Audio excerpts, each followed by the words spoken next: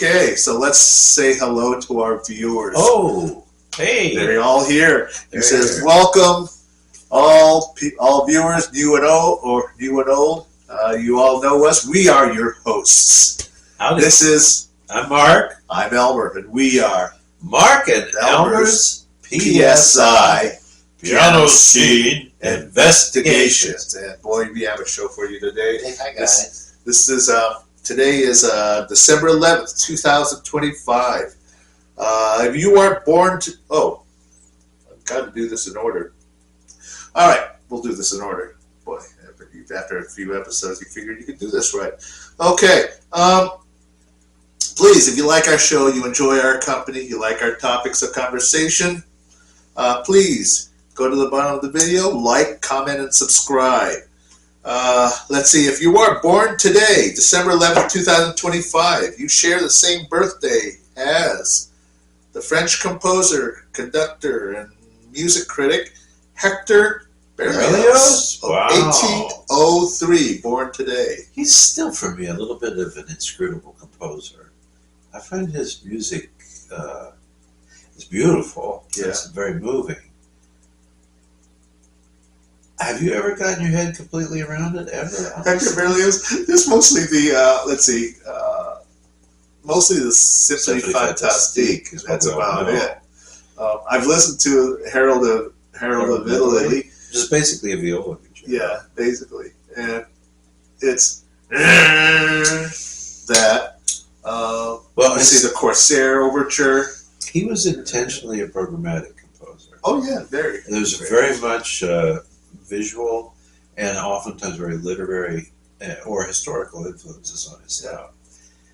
I found when I played for a Metropolitan Opera active singer, Kit Reuter-Foss, Mezzo. Remember, she did some songs of Berlioz they transcribed for piano accompaniment. Yep. They were the least, I thought, effective transcriptions. You know, Mahler's stuff is either done with orchestra or with piano, and the piano reductions are good. Yeah. In some cases, I think he did it. Yeah. But Beethoven wrote stuff. I mean, there's lots of problems. 19th century composers done stuff. Berlioz, though, I found, maybe is it something about the way he orchestrated? Because his orchestrations also are very colorful and very effective, I think. But you know, the guy was a guitarist. He wasn't a pianist. Okay. And I wonder if there's something about the way that he conceived of his music that just doesn't translate well to the keyboard. Because I always felt that what I was trying to do, and I try to do this anyway, if there is an original orchestral version, then I find that what I'm trying to do at the piano is to recreate as much of the orchestral effect as possible. Yeah. I found that very hard to do with those transcriptions of Berlioz's music, of the songs with the piano accompaniment. I remember specifically, there's one piece, and it started on the 6/3 chord. The accompaniment started on the 6/3, so not the tonic, not the root position, but in 6/3. Now I can imagine, and it's probably an excerpt from something that she did, but still, the piece is a song where the beginning harmony is 6/3. That means first inversion of the tonic triad. Oh, that's weird. Now, if coming out of an orchestra, I could imagine that it could just shimmer out of nothing and just kind of appear. And there's probably, with somebody like Berlioz, a reason for it not to be solidly with its feet on the ground, but something else. Yeah.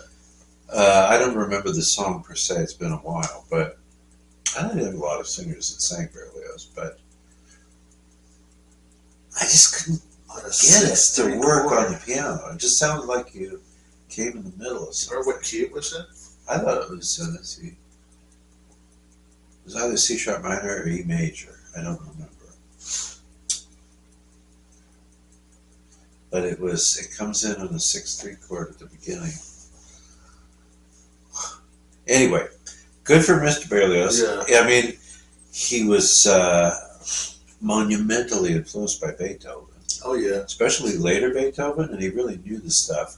And in a sense, he made that bridge between Beethoven, who at the latter part of his career was probably next to incomprehensible to most people at that time. Absolutely. You know, his thinking, and honestly, when you get to the latest string quartets, Yeah. that's some pretty out there kind of stuff. Oh, It's yeah, really absolutely amazing, it is. you know? And Berlioz was, well, I think what he found in Beethoven was a true revolutionary, democratic human being that was an appropriate model for what Berlioz envisioned as the free French people, free of the monarchy and all that. He was very much a product of his time. But was that okay to talk about that? Oh, that's fine. That's Okay. fine. Yeah, wonderful. Who else is born today? Our buddy, Elliott Cook Carter Oh, Jr. I didn't know he had a middle name. Elliott Carter? Yeah. Oh, I got something of his I'm going to show you. Oh, you do? Well, he was You're born... talking about the Elliott Carter, Night Fantasy guy? Yeah, I know what you mean, but it says... The name I saw was Elliott Cook Carter Jr. Really? That's what How do you it said. spell Cook, like the chef, or with an E? C-O-O-K. Yeah, Cook. I didn't know. Elliott Cook Carter, I didn't know he was a junior. born 1908. I didn't know he was a junior. Neither did I. He's dead now. He's been dead. I don't know. I think so. 1908. 1908, yeah, perhaps. Yeah. He'd be 1,500 years old. I heard Charles Rosen play his Night Fantasies Yeah. live in Yellow Springs, Ohio. It was incredible. Wow. Wow. Okay, but anyways, we've been out and about. We have plenty to talk about. I've got the sniffles, not because I've got a cold, but it's a bit of an allergy, and so that usually means I've been In the dust. digging around Yeah. archaeological thrift stores. But anyways, which brings us to our first segment of the Gonna do day. Okay, you ready, You guys boys? get ready? Okay, We get to wear hats. we get to wear hats. We get to wear hats. That's our favorite part. All right, viewers, all new and old, welcome to Marc and Elmer's PSI's High Plains Drifter. Here we go.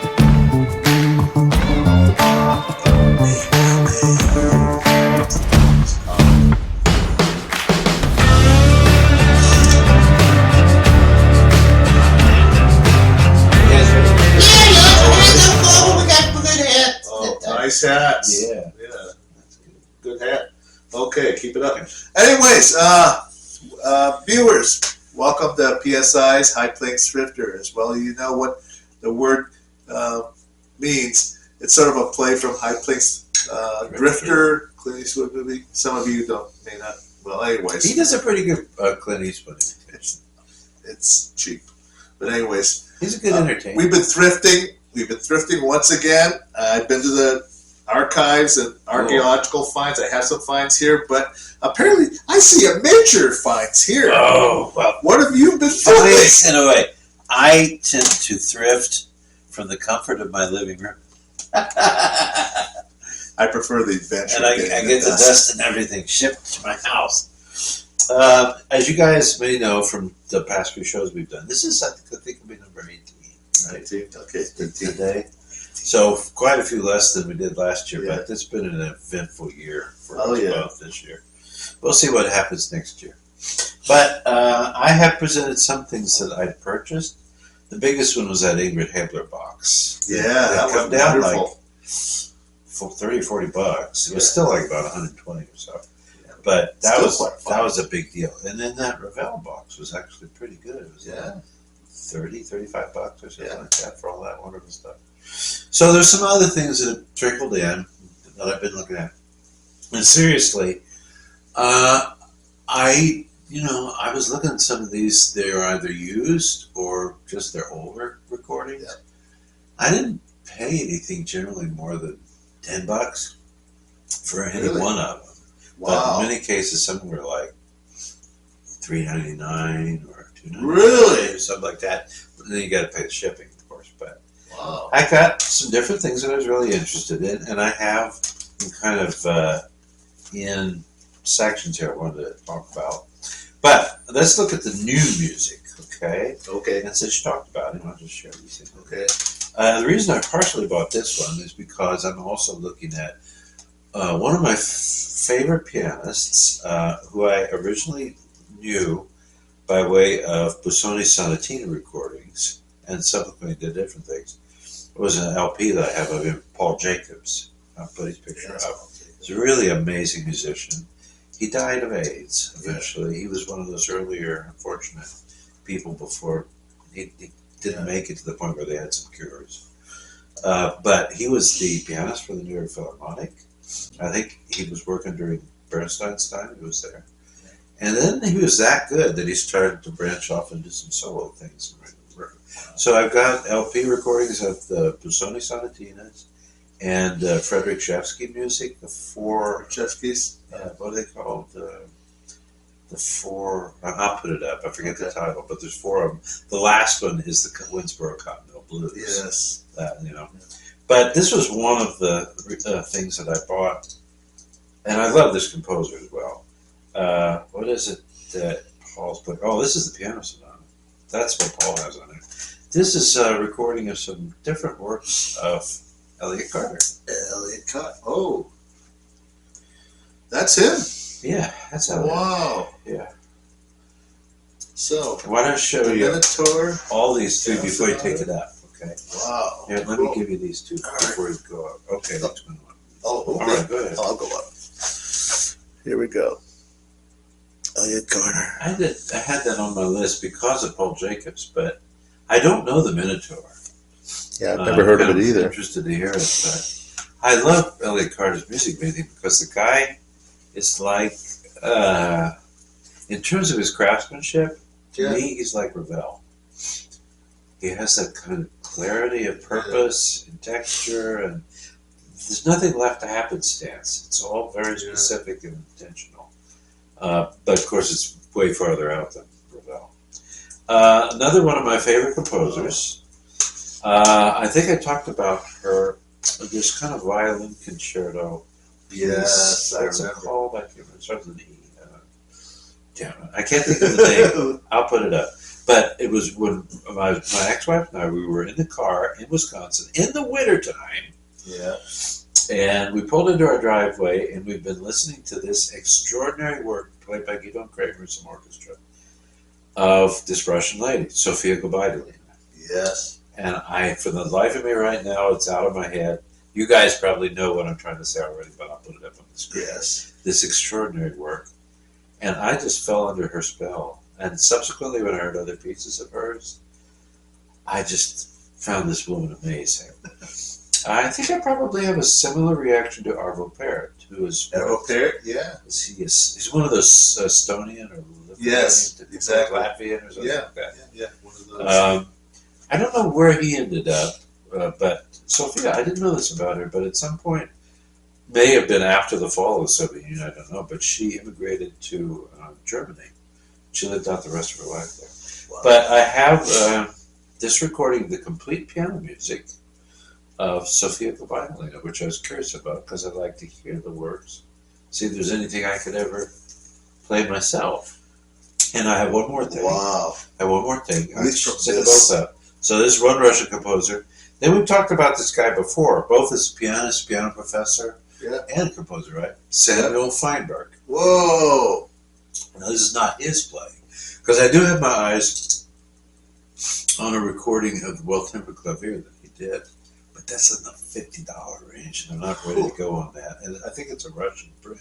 Wow. But Feinberg was a very interesting guy, and was really well respected in the earlier Soviet era music world and all of that for what he did. Well, these are some works that I've been looking at for a while, and I think I got this really dirt cheap.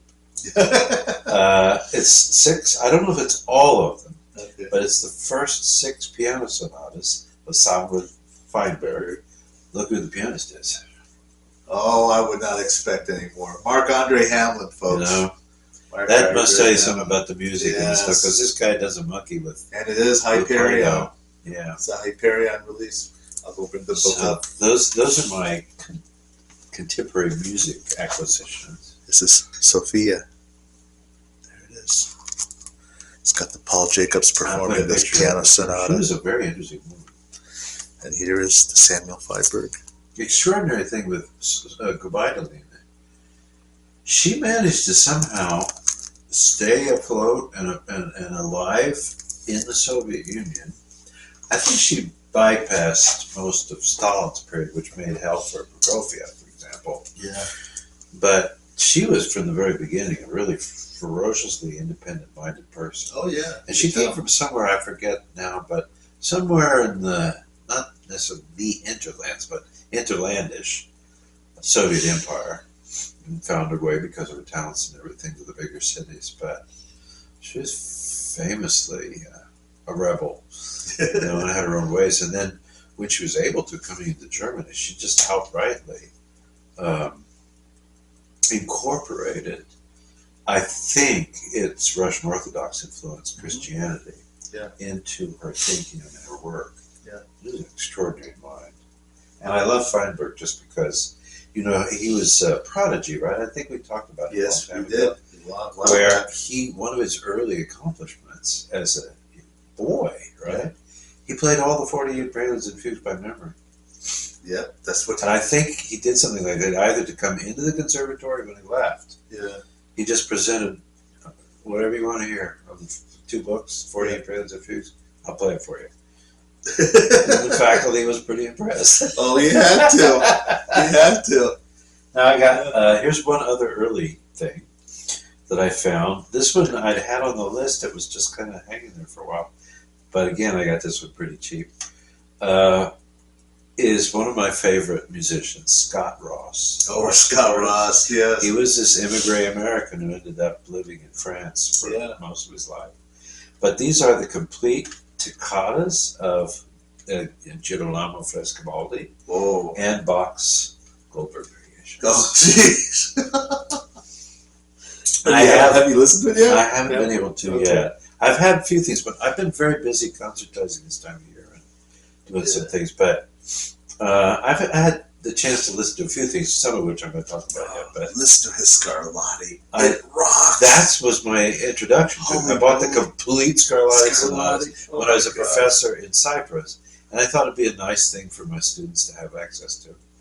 And I started to listen to him, and I thought, oh my God, this is amazing. It is. Then I started to look at videos of the guy and everything. He was a genius. Oh, yeah. A really amazing artist. This is released by Virgin Veritas. I have the Goldberg Variations in another collection of Bach that he put out. It's a multi-CD thing that works with Bach. He was actually, I forget what it was. No, it couldn't have possibly been all of the works of Bach, was it? But he never got to finish it because he died. He also was one that was killed eventually by AIDS. But they did ultimately release quite a lot of Bach that he recorded, but he's doing a project where he's trying to get a lot of it down. So if you ever want to see something interesting, there's some wonderful videos on YouTube. Scott Ross, R-O-S-S. Yeah. And in some cases, he's doing master classes with some younger harpsichordists. Yeah. It's as though, for us, if we sat down with Ignaz Friedman for a master class, and I mean, they're very good harpsichords. They're playing for him, of course.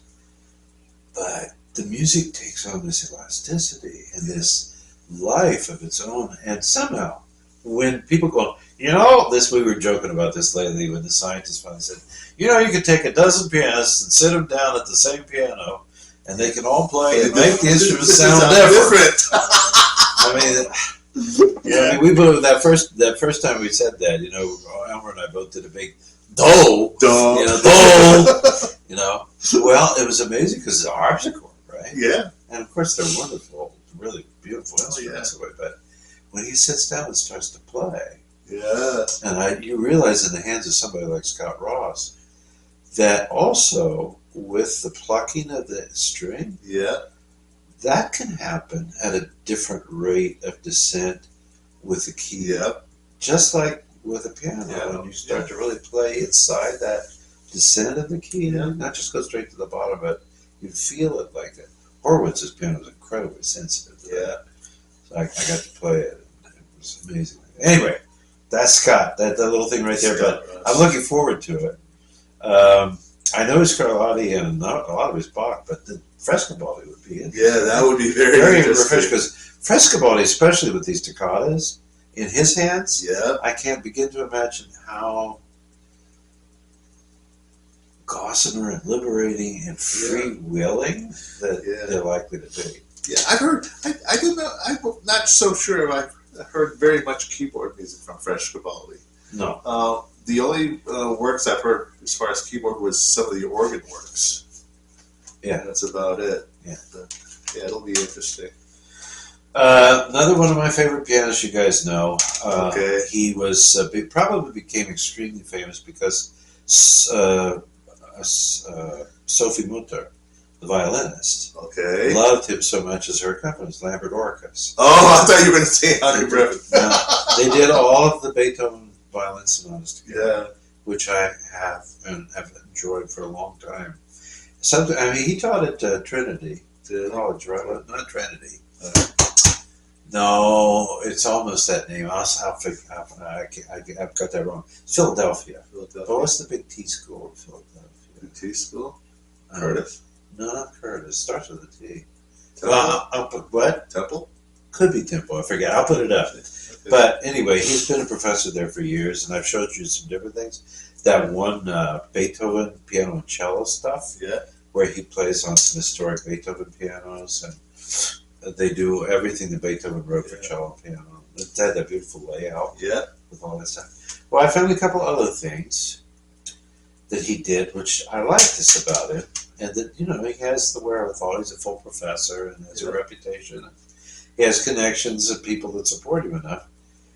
This is Ludwig van Beethoven's Appassionata, the Opus 57 Sonata, played on 3 different instruments. Whew. So it's played on a modern Bösendorfer Imperial Grand. Okay. That it's played on a Nanette Streicher piano, a model after Tom and Barbara Wolf. And then he also performed, which would be 1814, 1820. Then he plays it on an 1830 Viennese piano by Regier.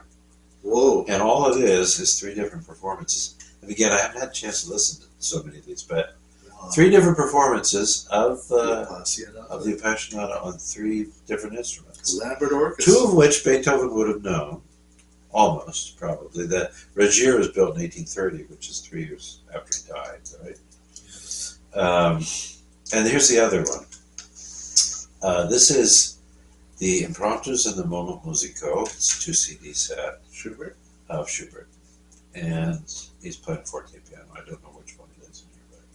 But... Oh, no, that doesn't sound. Lambert Orkis as well? It's also Lambert Orkis. Wow. I got some of his stuff, and I find every time I listen to his stuff, it's really quite interesting. Beethoven.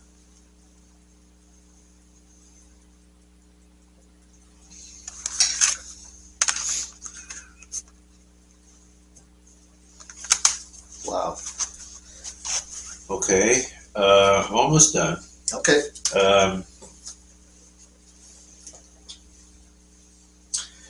This is one that I had kind of underscored that I was interested for a while. It's one of those APR things, Yeah. which may or may not be engineered by James Marsden. He had something to do with this. Ward Marston? Ward Marsden, yeah. Wow. I think so. I thought he did. I thought I read that he did. Anyway, but we've talked about APR. That's these wonderful recordings that are being released of great stuff from the past. They kind of wait until we've got the right technology to reproduce it, so Yeah. it sounds even better. But these are the complete Polydor recordings, 1927 to 1936, of Wilhelm Kempff. Oh boy. And it includes works of Bach, Mozart, Schubert, and Schumann. Oh, So boy. this is back when he was a youngster. You show the picture on the back, especially. Shows Whoa! Look at that head of hair. This is his early stuff for about 9 years when Wow. he did Polydor Recordings, which was a German company. Oh, it has some of his Bach transcriptions on here. Yeah. Cool. This still has plastic on it. I haven't had a Yeah. chance to crack Look it at this. Wilhelm Kempff. There he is. Fresh-faced kid. Wow. Very nice. And my last two things here are, this is a pianist I've been curious about sometime because he was a very early influence on my listening. Oh, he was? Back when I was in junior high school. I think I had heard, and then I'd start to collect the recordings I could get back from the 60s, basically, of Arthur Rubinstein. And he was totally my hero. Also, I read his first autobiography book, My Young Years, which just had a huge impact. Yes. I mean, Arthur Rubinstein was a major musical and just inspiring influence for me. Yeah. But Miss Jones, Martha Jones, I think was her name, was a black lady who was the chorus teacher and director for us at Roosevelt Junior High School. Mm-hmm. And I played the piano even at that point for the chorus sometimes. And this was back in those days, that would be 7th, 8th, 9th grade. And off to the side, she had this, well, on the right side was her office with her desk and stuff. And on the other side was this kind of library room, a little small one, where she had things, and I got to root around in there sometimes. And I remember...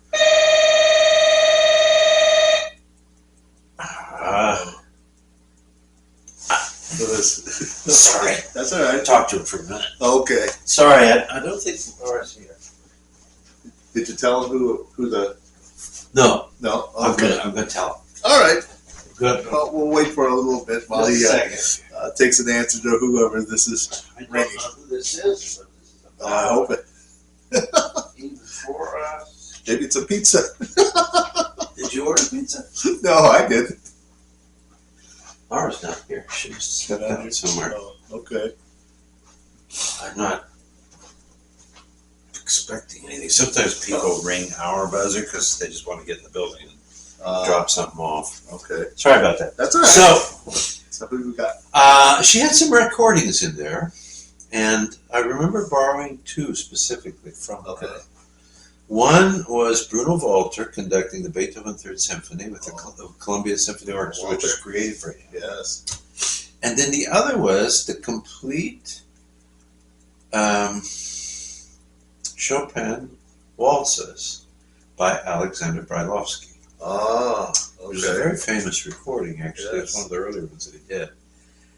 And it was very interesting to hear him because, you know, growing up in Springfield and everything, as we've talked, we didn't grow up in Chicago or San Francisco or New York. Yeah. We had access to what we had. So Arthur Rubinstein was someone who I knew well. Of course, somewhat of Vladimir Horowitz as well, and Van Cliburn. Those are the earliest ones that I knew. And then as I started to buy some recordings with various European artists, and early one was Guillermo Narvaez. She was somebody who impressed me and so forth. But you know, I remember listening to Brailowsky's performance of the Chopin waltzes, and they were really quite interesting. The tone was different from Rubinstein. Oh, absolutely. It was probably a bit thinner, not as warm, but I don't know. There was something just different, and actually, I think, you know, for me at that age, it was probably a little hard to understand what he was doing. Yeah. But anyway, and I've always, it's just because probably he was an early influence, and I have to confess I didn't know that much about him. I thought he was Polish. He's not Polish. He's not Polish? No. I thought he was. Brailowsky. Of course, he was Jewish from his family, but no, he was from Kiev. He was? Did you also know? Wow. So was Horowitz. Yeah. Yeah, they're both born in Kiev, which was obviously quite a noble and good city at the time. Odessa was a magnificent place for music. Leopold Auer, the violinist. What's his name? Heifetz came out of it, right? Yeah. All that stuff. Great place for music. Interestingly, he studied with his dad to begin with, who was a professional pianist. And then being in Kiev, when he entered the conservatory, he studied with Puchalski, who was a student of Leschetinsky. Wow. And it's interesting, that kind of influence, because that's when he was young. He was born in 1896. because of the revolution, the family eventually left. And he was in Vienna for a while, studied 4 years only, and by that point he would have been 14 to 18, perhaps. Yeah. So he kind of did this finishing work with Leszczyński himself. Huh. And then from there, because of the First World War, no, I know what it was. I think the family must have arranged for him to go to Vienna, and his teacher Brailowsky probably sent him there. Yeah. But then the war came on, 1914 through 1918. Okay.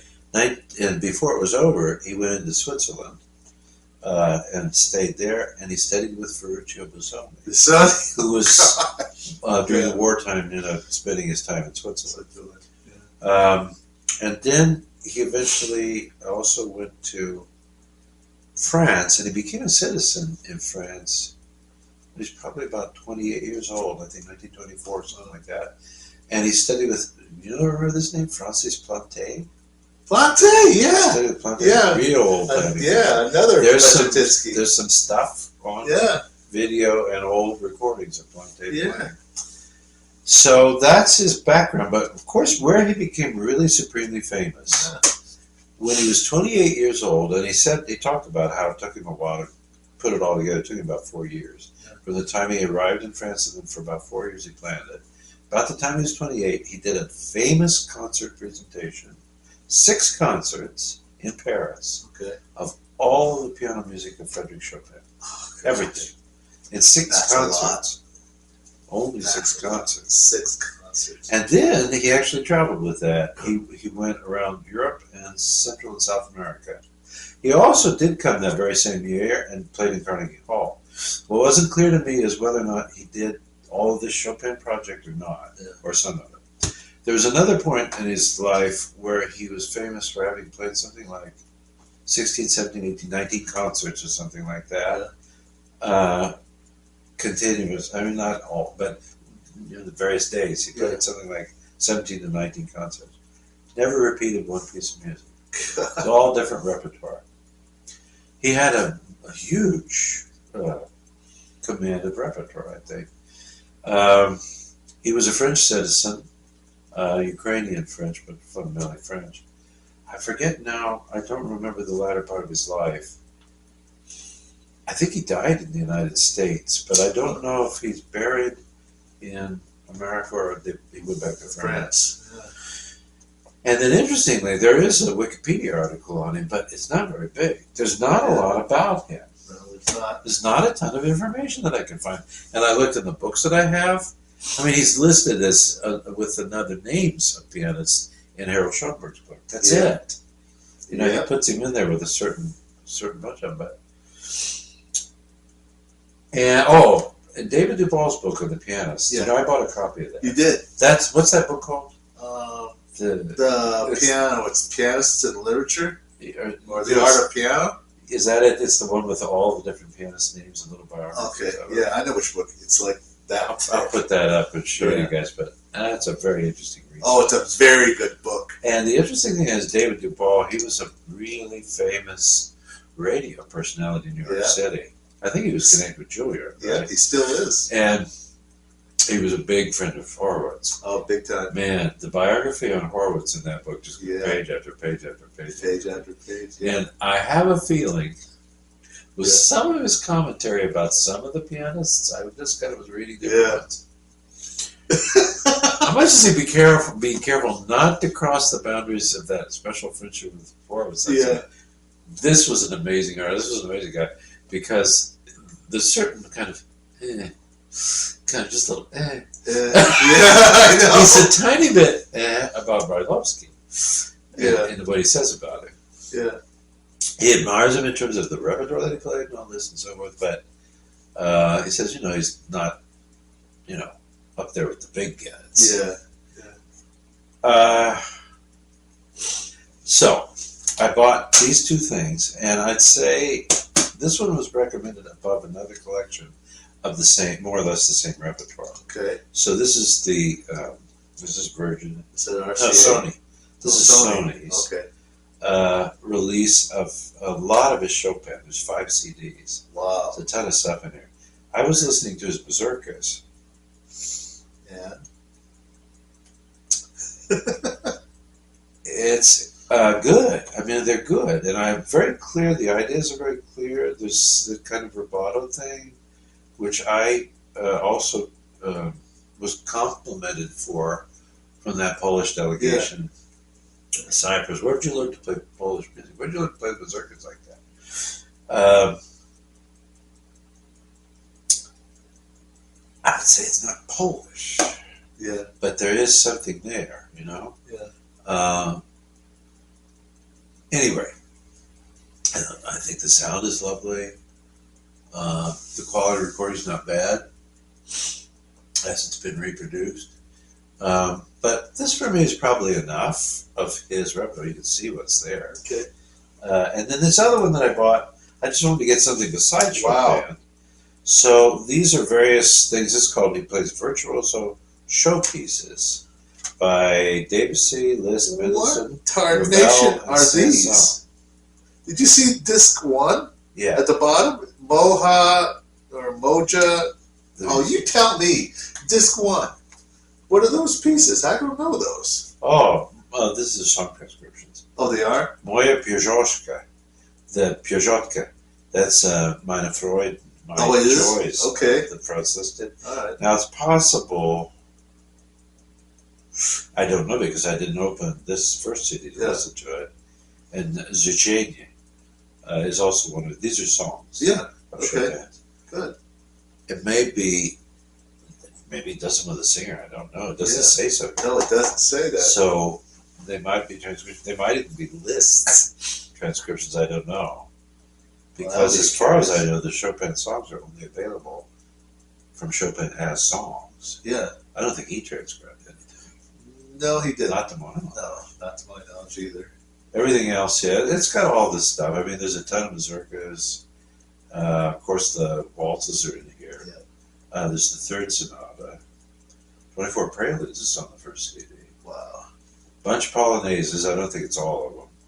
Yeah. Fantasy, Tarantella, and Berceuse.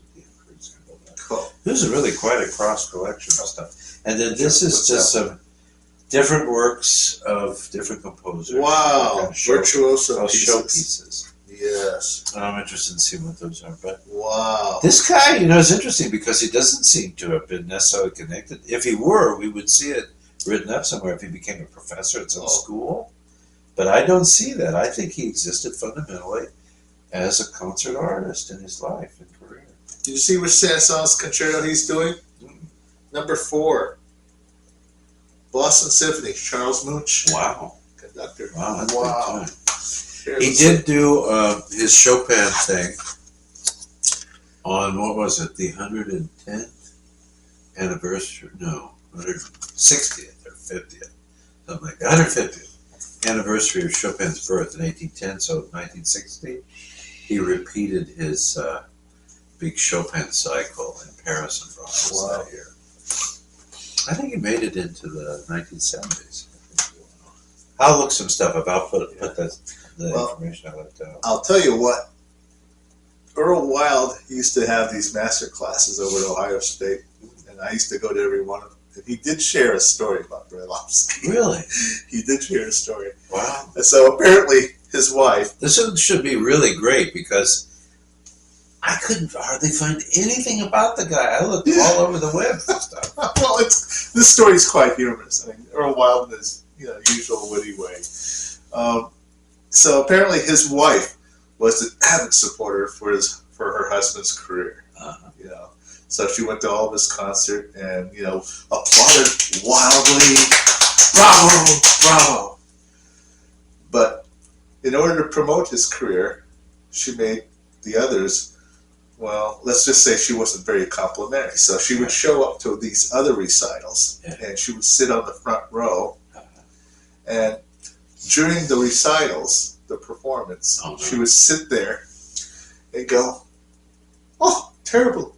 Oh, just dreadful! Awful! Awful! Awful! Oh, that's just dreadful!" She did this to Mr.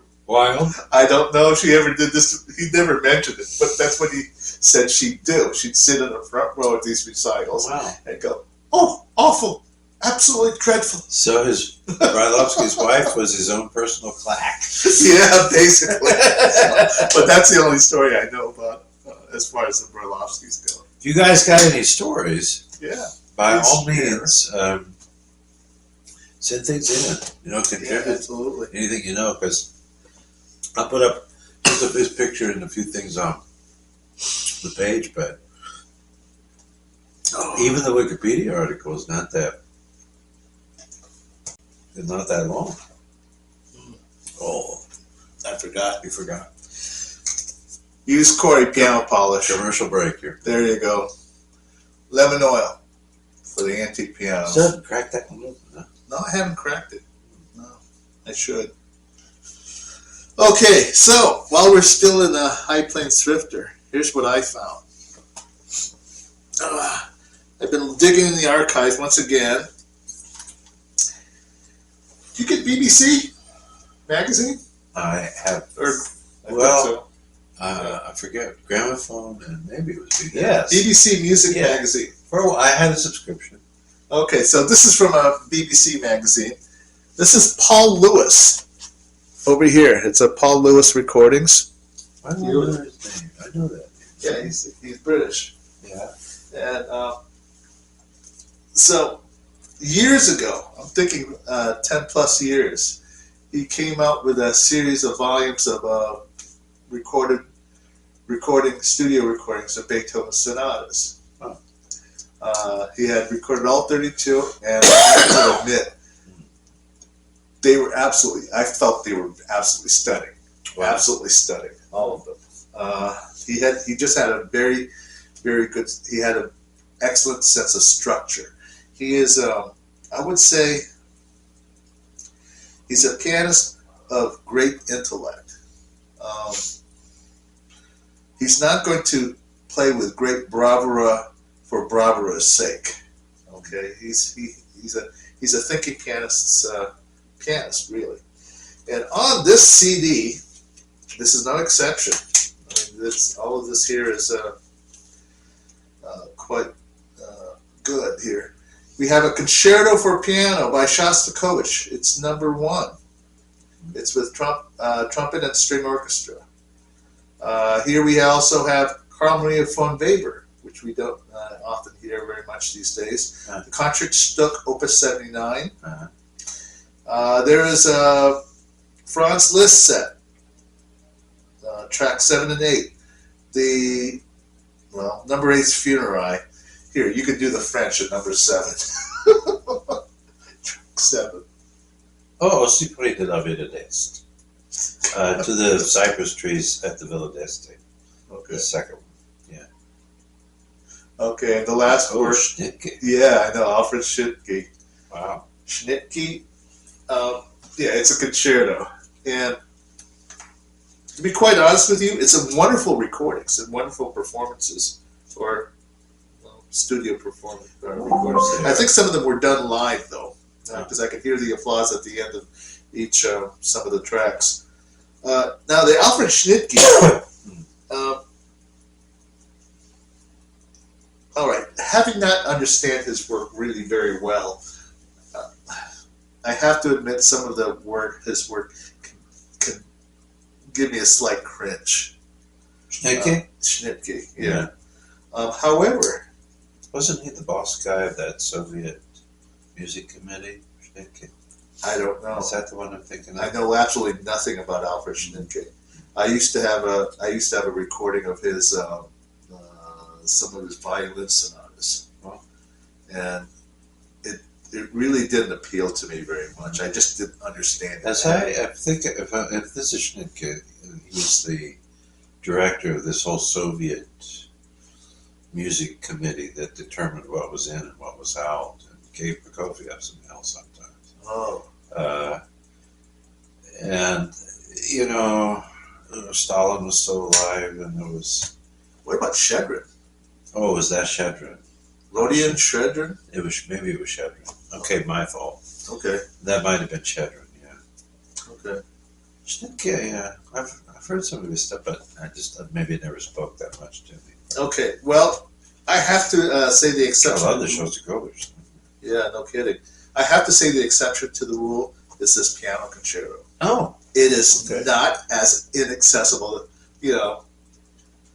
material as I thought it would be. I was expecting to hear something, an outstretch from the violincist, but it's not so. There's actually some very fabulous moments in this piano concerto. I have some CDs from when I had the BBC magazine. Yeah. I was really impressed. I mean, America, we used to do stuff Yeah. like that here as well, but I mean, right up till recently, when I didn't keep the subscription, they would have a CD in every single edition of their magazine. It was Yeah. monthly, and it's really nice stuff, very interesting things in. And of course, they have all these wonderful orchestras, the state support, all this stuff. The thing that bothers me, I've seen in the news for some time now, is the disintegration of that culture. Oh, yeah. They've been. I mean, even the National Welsh Opera and everything has had money taken away from them, and it's affected their season. And there's been some orchestras that have gone under. I just saw recently where the musicians who were on staff, I mean, they were paid for it, the Royal Shakespeare Festival at the theater, the recreation. Yeah. They were all let go. Whoa. There's been some serious money stuff where the national hands have been chopping away stuff, which just seems to me an unimaginable change in the music culture in Great Britain, because they always took such pride in stuff, and the state supported it in a way that was very meaningful. And as we talk sometimes, the people had something to really be proud of, because they had really good orchestras, good players, good soloists, and people like that. In many cases, we didn't know who these people were. Yeah. But that doesn't mean that they weren't good, Yeah. And it all seems to be kind of crumbling. I don't know what's going on with it, but it's disheartening to see that happen. Anyway. Well, anyways, if you are interested in this recording, like I said, it's from the BBC Music Magazine collection. It is volume 26, number 6. I guess I should give a shout out to some of these orchestras and conductors they have on the recording.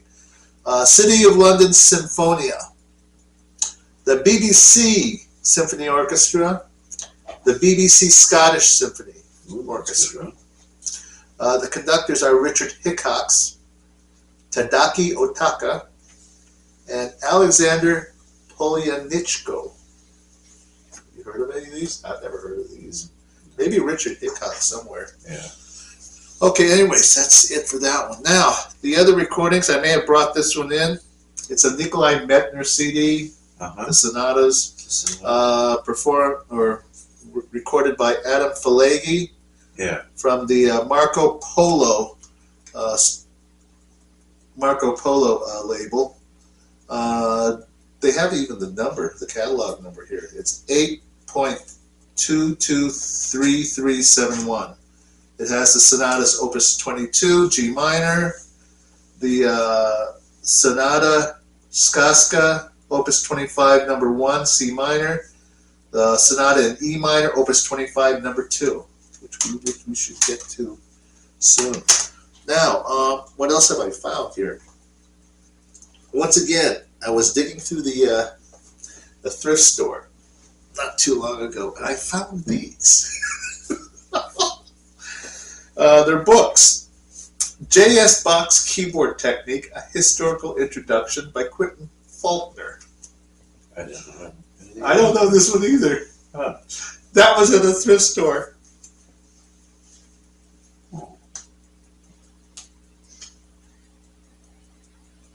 Oh. Isn't it interesting? Yeah. Yeah. And right behind it, I found this book, Masterworks Piano Library.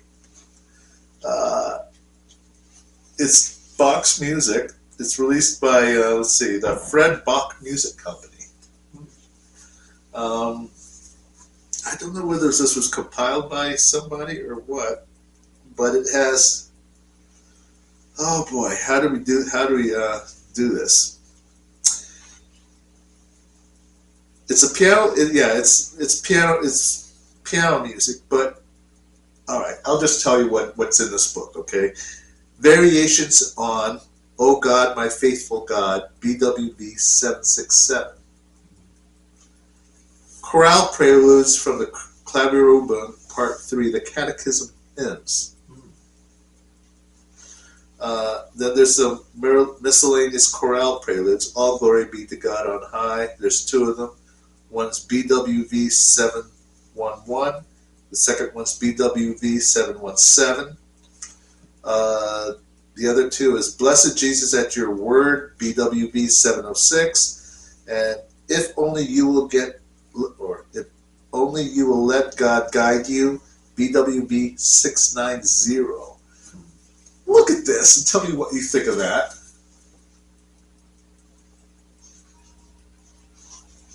This is Fred Balk.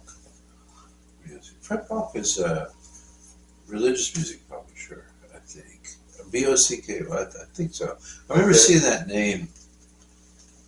Frankly, when I was a music director out at Church of God of Abrahamic Faith as a teenager, I thought I saw that name on publications.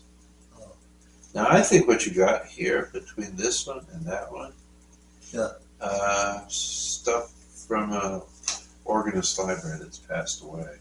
There's a name in this one, Schroeder, 1986, it says. This guy had a doctorate in sacred music in his book.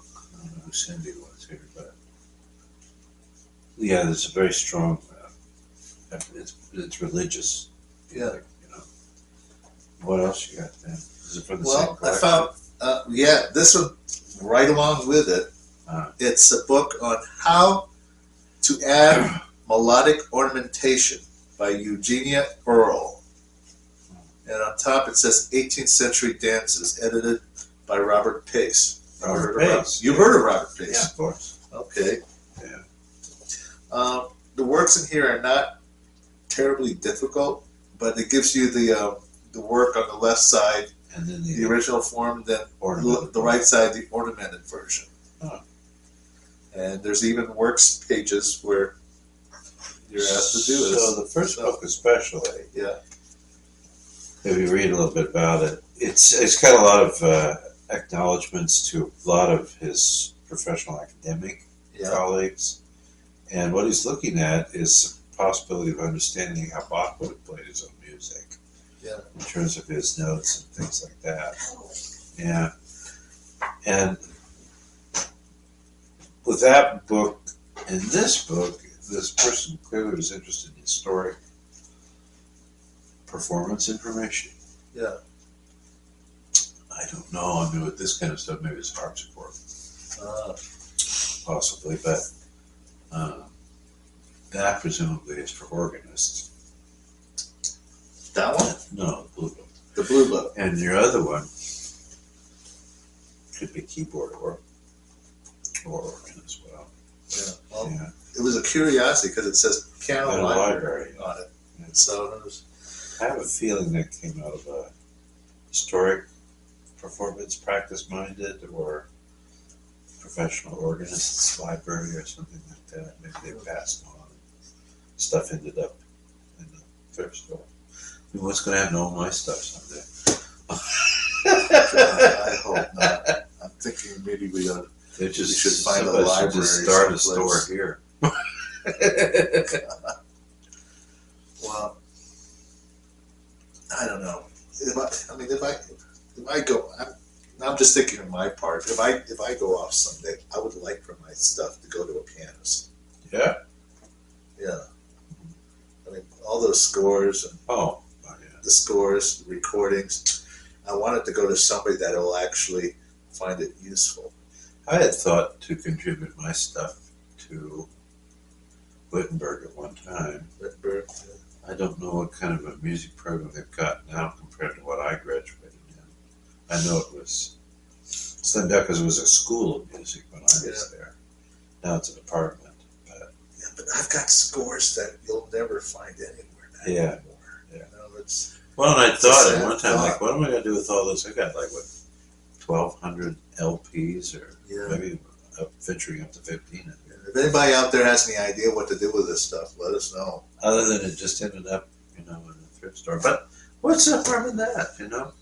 People can get a little bit of knowledge here and there from what's in this massive collection I've got. Yeah. I think I got pretty good stuff, you know? Yeah, In terms of what I have, it's cool. yeah, he and I are very comparable. Mine is a very small C Catholic universal kind of collection. I've got quite a few different fascinating, Yeah, well, to me, fascinating interests. absolutely. But, So what else do I have here? Well, a few weeks ago, I brought in a recording of pictures and exhibition performed and conducted by Philippe Bentremont. Yeah. Philippe Bentremont comes back and visits again. well, Mozart. Yes, this is Mozart Sonatas complete. Well, he apparently did a complete recording. This is volume 1. This has Kerschel 282, 283, 309, 310, and 545. Just an easy sonata. So, anyways, this was released by the ProArty label. So, I don't know if he still conducts. That was the last time I heard about him. He's doing a lot of conducting. I don't even know if he's still alive. Yeah. That's a good question. We ought to look him up and see. You know, I have a few things of his, but it's like Sanson and certain French repertoire. Yeah. So he was a little odd to find because, what is he? He recorded for Columbia, was it? He wasn't. Yes, he recorded for Columbia. Which at the time was not RCA. Oh no, it wasn't. What we mostly got at Camelot back in those days was probably RCA stuff, and then there were some Columbia things coming. Horowitz made that short-term venture Oh yeah, he over did. to Columbia, Columbia. which is how, well, Sony owns RCA now, right, too, do they? But that Sony bought Columbia, right, because that's how they have access to those Okay, recordings, I think. But Horowitz put out some interesting recordings over a short period. Was it not even 10 years, 7 years, something like that? Like, there's one recording which I would not recommend. What? And it's during the Columbia years. It's the Is it Horowitz's? Yeah, Beethoven sonatas. Oh, that one. Yeah, the silver one. Yeah, I know which With one the you're talking about. I know moonlight, which and I one you're forget talking what about. else is on there. I know what you're talking about. Yeah. Yeah, Yeah. Well, it was one of it those is times. Horowitz. Yeah, it is. Anyways, I heard somebody say that they thought the most effective performance of the Moonlight Sonata ever was Vladimir Horowitz. And I said, "You got to be kidding me." Well, maybe not effective, but affective. Yeah, affective. Okay, Affective, okay? Maybe they just misprinted the word. Yeah. In the book. Affective. It could be affective, I think. Yeah. Okay, but this is So it's okay. It's okay. Okay, I mean it's It's a go. If anything, it's a go-to recording to find out what these works sound like. He honestly, not to speak ill of the guy, but I would say my impression was he just never made a big impression on me. I mean, Not a great I think impression. he was probably a great pianist, and Yeah, he was probably available and could just record tons of stuff, which was yeah, what people did. yeah. There is a tradition, interestingly, of Mozart performed by French artists. Yes. And I would say I'm He is decidedly on the side of Viennese and German. A bit of bias there. But on the other hand, I have Yves Nott's complete recordings of the Beethoven sonatas. There you go. Quite interesting, Yeah. you know? All right. So, anyways, Philippe Bentremont, in his younger years, he did have quite a following. He Yeah. did have quite a following. As a matter of fact, Harold C. Schoenberg talks about his recording of the Ballade in G minor, in particular by Chopin, which he recommends quite highly. Yeah. He also has done recordings of all these Haydn concertos. Huh. A bunch of them. Yes, I All these remember Haydn that. concertos. I have them. I don't even know if pianists know that or realize it. Yeah, there's Haydn actually wrote some piano concertos. There's like a dozen of them. Yeah. There's like 12 of them. I had them on like 2 or 3 cassette tapes back home somewhere. They're buried underneath everything. If I find them, I'll definitely bring them in for PSI. I think the difference in the unfortunate thing is, didn't he write them a lot of time for his students? Some of them, yeah. He wasn't a pianist. No, I mean, he could play, I'm sure, but he was not primarily a pianist. you try and handle the F minor variation sometimes. Well, I just think the guy was a supreme composer. I mean, he just really knew how to write. Yeah. But let's put it this way. Mozart wrote those concerti for himself, almost entirely. Yeah. So, but the Haydn concertos, I mean, I've heard, didn't Stephen Huff record one of them? Yeah, the D major, I think. Yeah. Yeah. You know, they're fine. You know, I heard some Haydn sonata playing recently on the radio. I didn't stay long enough to hear who it was, but I instantly knew this is not Mozart. Okay.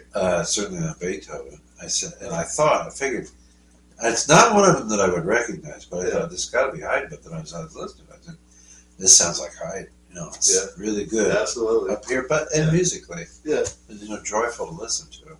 Well, unlike other composers, he was not a child prodigy. No. Not even close. No. Here's a guy, Haydn. He was the composer that had to develop over time. Yeah. Through his voice changed. Through practice. He sang for the famous boys' choir. Saint, what's the church? I don't remember what Saint, it is. this is ridiculous and embarrassing. Yeah. The famous church in Vienna. I visited it and everything. Saint somebody's. Yeah. Well, we'll put it up, and it just shows how old and stupid. Yeah, but his father had to save him from them. Yeah. He almost got. Snipped. Yeah. So. But then his voice changed, and for a while, he was living on the street, basically, trying to make ends meet. Yeah. He got kicked out, but he was not because the kid's hair, right? Yeah, he said some kid had like a braid or something, and he came over and he went and snipped the braid, and I think he had a good sense of humor. Oh yeah. But then there was plenty of stories. I mean, I don't know if I've read like an authoritative biography on him. Yeah, I've read bits and pieces. But the stories you get about him, sometimes they're apocryphal stories. Yeah. But apparently, he was married for the longest time. Yeah. To a woman that really didn't care. Didn't care, but she was very ordinary. And, apparently not a lot to look at. I'm sorry, ladies, but who knows? But he stayed married to her forever. Not that he probably had a choice. Yeah. And one doesn't even know about his own private life, in terms of things. There's just you'll be surprised. Has there been any really great authoritative biography written on Franz Joseph Haydn? As a matter of fact, there is. There is. There are. I suggest you look up some of the material published by A. He doesn't give his full first name, but it's A. Peter Brown. Okay. And he is the world's authority on Haydn. Franz Joseph Haydn. He knows everything about. I have some really great books over there. Yeah. But my Haydn stuff is a little on the thin side. Oh yeah, it is. I don't have Everyone's is. So is mine. Really? Yeah. The only thing I have. All right. Here's what you remember Greenberg, Professor Greenberg. Yeah. I have his lectures on CDs on the life of Franz Joseph Haydn. Oh. And that's how I learned much of what I know about Haydn. I mean, the fact that when he was a little boy, he used to use the royal scaffolding as monkey bars, and he'd climb up and down them, and he'd get in trouble and spanked and stuff. But apparently, his singing voice as a boy was absolutely nothing less than miraculous. And every time he went out to sing, he was given permission to eat at the royal tables. And so it was But anyways, yeah, that's what I know. At least know about him. Now back to Philippe Entremont. What I do know about Philippe Entremont is some of the recordings that came out. He does have a recording somewhere floating out there. If you find it, grab it, because he has recorded the 6th edition of the Clementi Sonatinas, and they are very different. Oh, wow. They are very different. The Opus 36 Sonatinas, as we assigned them and had to learn them ourselves as students, they're not the same as the final 6th edition that were finally published. I don't know if they're still in print. They were, the last time I saw a copy of them, they were released by,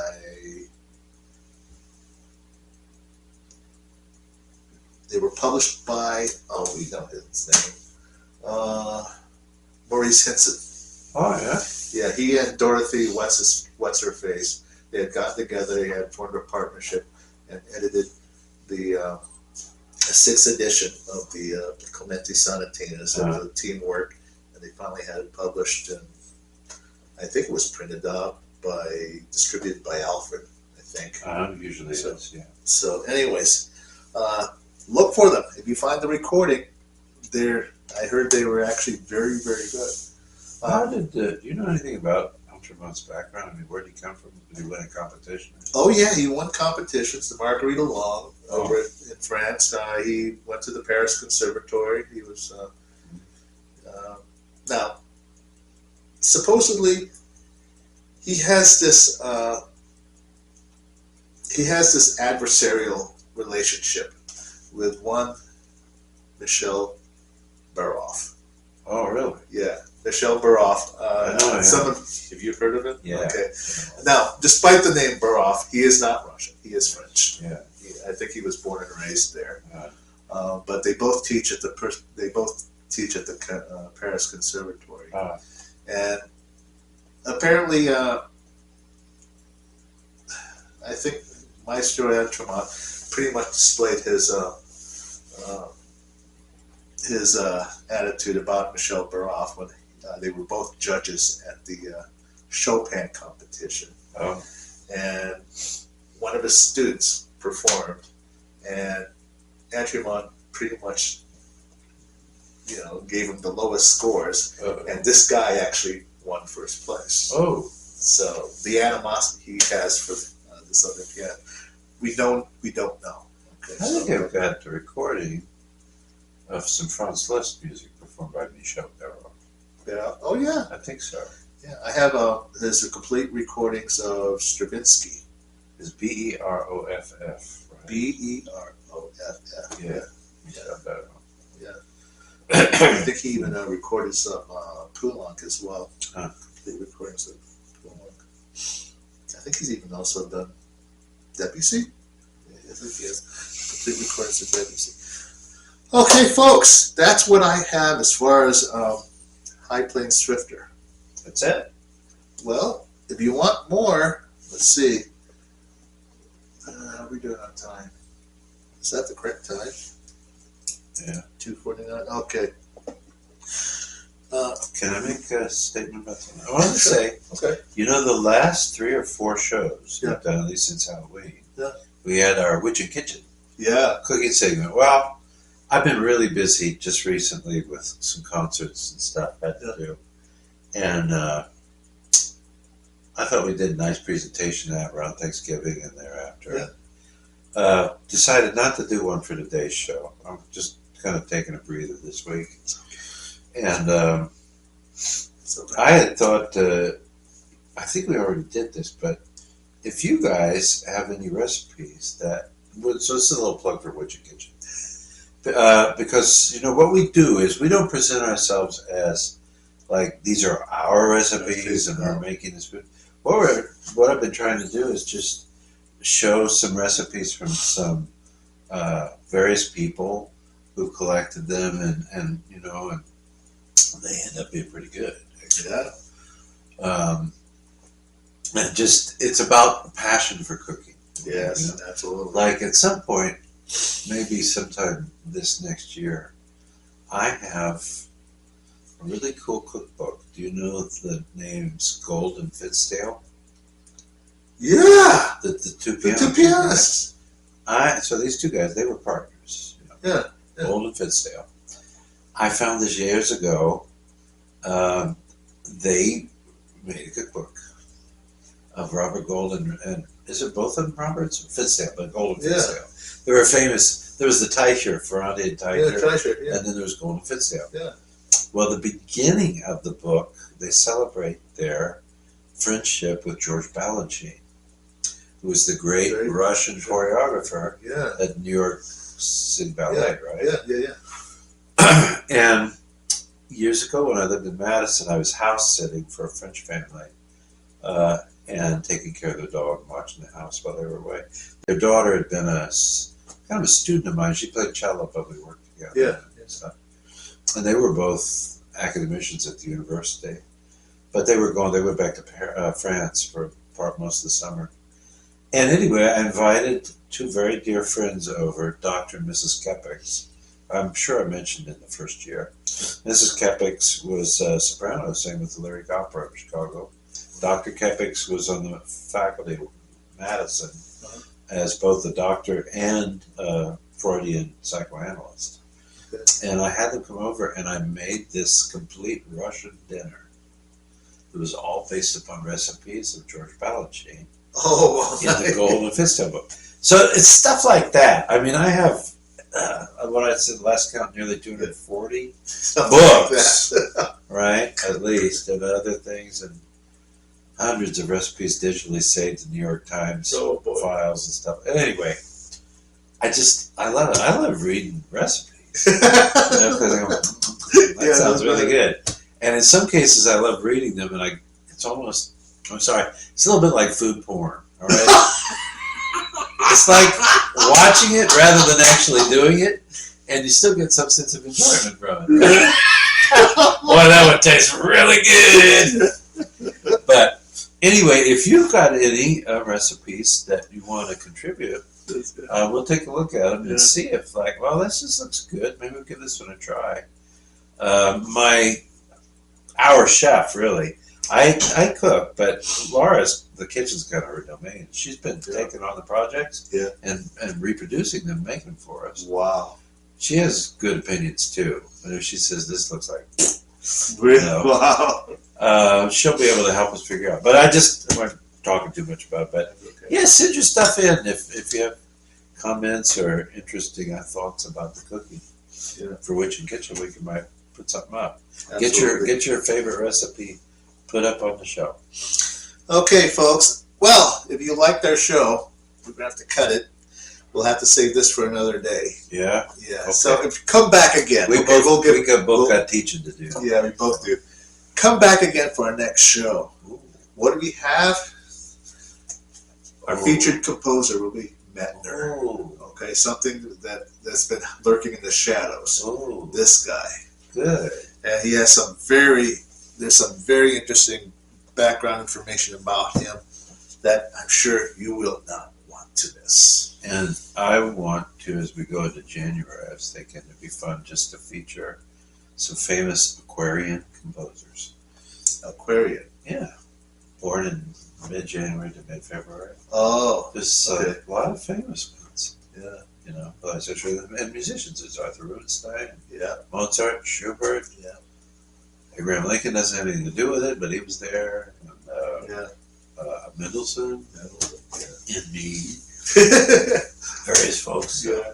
Anyway. So come back again and watch our show. Yeah. It's going to be, by the time we get back, it'll be 2026. I think so, yeah. Yeah. Probably not going to do another this year. Yeah, I doubt it. But anyways, come back in 2026. I have plans. Ooh. We have some plans here.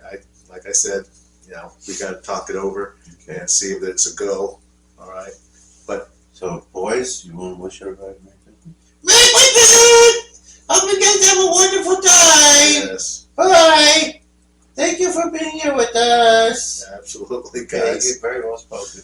Merry Christmas. Merry Christmas, Happy New everybody. Year. See you again. We are Mark I'm sorry. and Elmer's PSI. Piano Scene Investigations. Thanks for a great year, everybody. Yes, absolutely. Bye-bye.